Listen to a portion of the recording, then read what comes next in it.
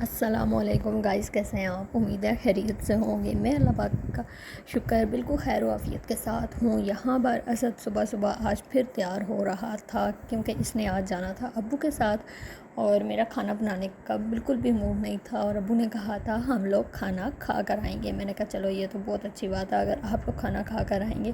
امی کہتی ہیں شکر نہ مناؤ، یہ کھانا کھا کے آئیں گے لیکن گھر آ کر یہ کھانا ضرور کھائیں گے۔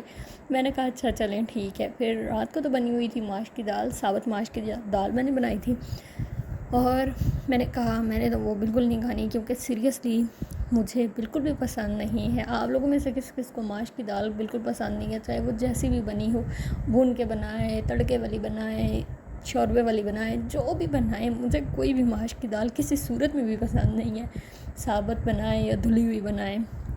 بس مسئلہ یہ ہے کہ مجھے ماش کی دال پسند ہی نہیں ہے۔ یہاں پہ میں نے چاول بھگو دیے تھے کیونکہ ابو لوگوں نے واپس آ کے کھانا کھانا تھا، اور تایا ابو نے بھی کھانا کھانا تھا جلدی۔ تایا ابو کی وجہ سے ہم لوگوں کا کھانا دن کا 10:30 یا 10:15 بجے ریڈی ہوتا ہے، تقریباً 8:30 پونے 9 بجے ہم لوگ کھانا بنانا سٹارٹ کر دیتے ہیں، اس لیے کھانا ہم لوگ جلدی بناتے ہیں۔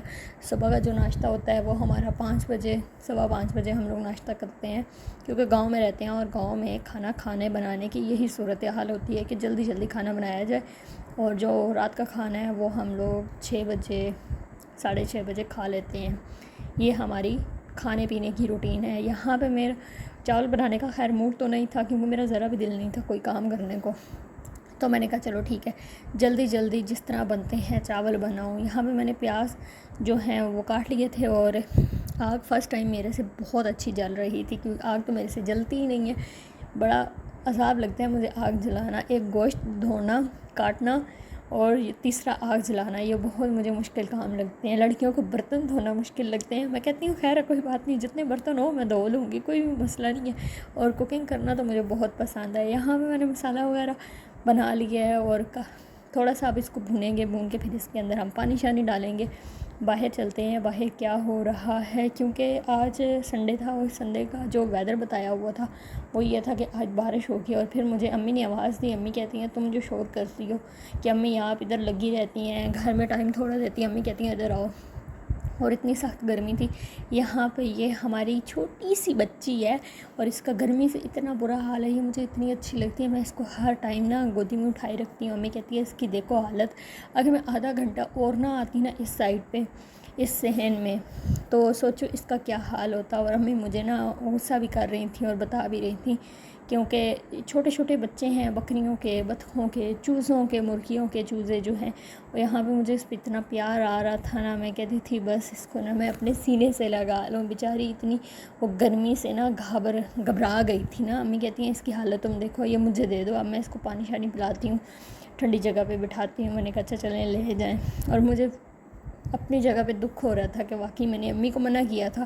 میں نے امی کو کہا تھا آپ کیا ہر وقت بکریوں کے بچوں کو پانی پلاتی رہتی ہیں، چھاؤں پہ بٹھاتی رہتی ہیں، یہ خود بیٹھ جائیں گے نا۔ تو امی کہتی ہیں اس طرح نہیں ہوتا، ان کی کیئر کرنی پڑتی ہے، یہ خود نہ بیٹھ جائیں گے۔ میں نے کہا اچھا چلیں ٹھیک ہے۔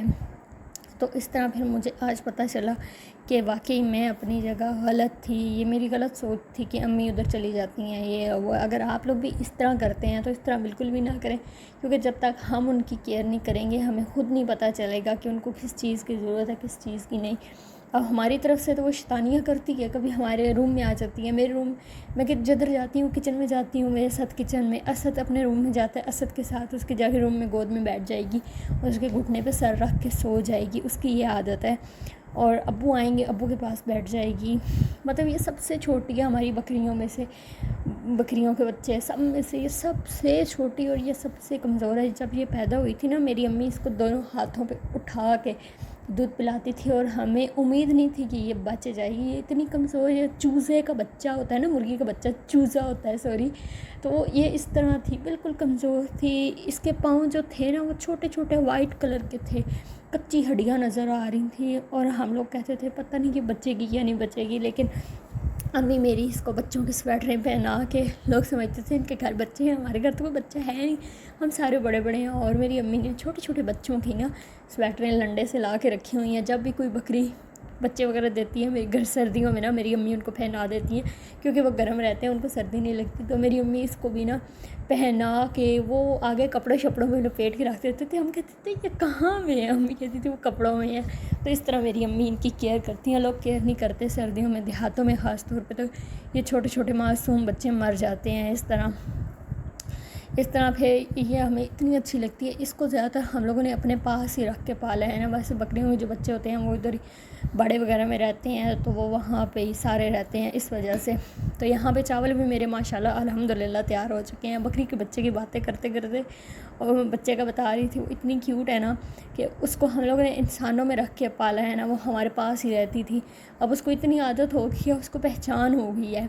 تایا, میں, اسد اور ابو امی, ہم لوگ جب بھی اس کی طرف جاتے ہیں وہ گھومتے یہاں بھی ہو نا آ جاتی ہیں ہمارے پیچھے, کبھی کچن میں کبھی روم میں.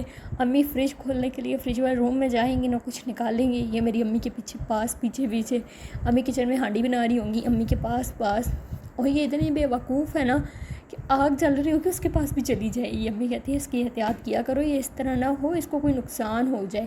یہاں پہ میں نے لگا دیا چاولوں کو دم, اور تھوڑی دیر کے بعد تقریباً 6 سے 7 منٹ میں دم لگاتی ہوں, اس سے زیادہ نہیں. اور ساتھ ہی پھر میں نے کیا کیا, کھیرے, ٹماٹر, پیاز یہ بھی میں نے کاٹ لیا کیونکہ جو دہی ہے گرمیوں میں ہم فریز کر دیتے ہیں, اور جب ہم لوگوں نے دہی وغیرہ کسی نے کھانا ہو تو فریزر سے 10-15 منٹ پہلے نکال لیتے ہیں تاکہ اس کی برف وغیرہ گھل جائے.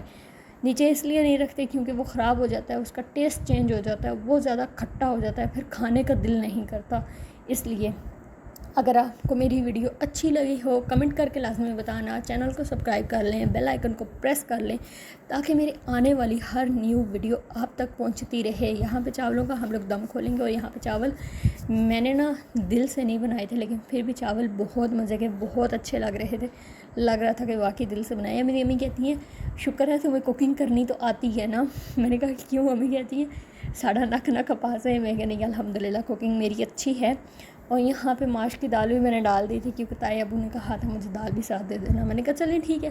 پھر امی آتی ہیں, امی کہتی ہیں چلو اپنے لیے ڈالو. یہاں پہ میں تائی کے لیے ڈال رہی تھی کھیرے ٹماٹر بھی اوپر. میں نے کہا چلو ایک ہی بار میں نے اپنی اور امی کا کھانا بھی ساتھ ہی لے آئی تھی. ادھر ماش کی دال, چاول, اور امی کے چاول اور پانی وغیرہ, کیونکہ ہم نے کہا چلو ہم بھی اب بیٹھ کے کھا لیتے ہیں. پھر ساتھ ہی اسد کی کال آئی, کہتے ہیں کھانا نہ کھانا, ہم لوگ آ رہے ہیں اکٹھے کھائیں گے. میں نے کہا ہم لوگ تو کھانا کھا چکے ہیں اور ابھی مجھے دیں اجازت. دعاؤں میں یاد رکھیے گا. انشاءاللہ ملتے ہیں نیکسٹ ولاگ میں. اللہ حافظ.